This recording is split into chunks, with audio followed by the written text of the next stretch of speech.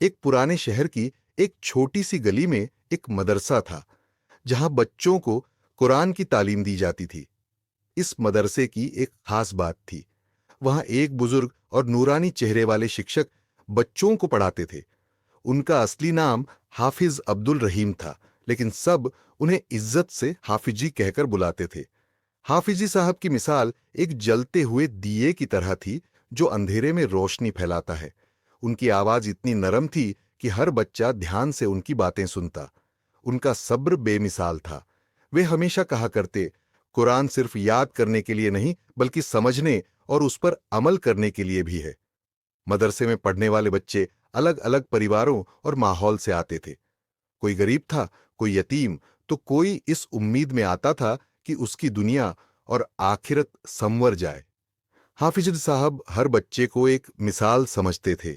वे अक्सर कहते, हर बच्चा एक छोटी मशाल है, जिसे अगर सही तालीम और तरबियत मिले तो वह दुनिया को रोशन कर सकता है।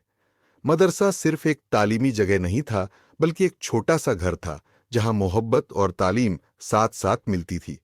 उसी मदरसे में एक बच्चा था, अली। अली बहुत शरारती था और हमेशा दूसरे बच्चों को परेशान करता रहता था, लेकिन हाफिजी साहब ने कभी उस पर गुस्सा नहीं किया।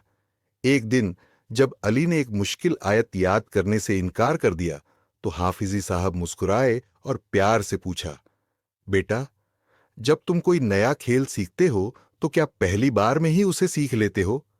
अली झिझकते हुए बोला, नहीं हाफिजी साहब, मुझे बार बार कोशिश करनी पड़ती है। हाफिजी साहब ने समझाया, बस बेटा, कुरान भी इसी तरह सीखा जाता है। हर दिन थोड़ी थोड़ी मेहनत करो और फिर देखो, तुम्हारा दिल नूर से भर जाएगा। ये कहानी हमें सिखाती है कि सही तालीम और धैर्य से हर बच्चा कामयाब हो सकता है।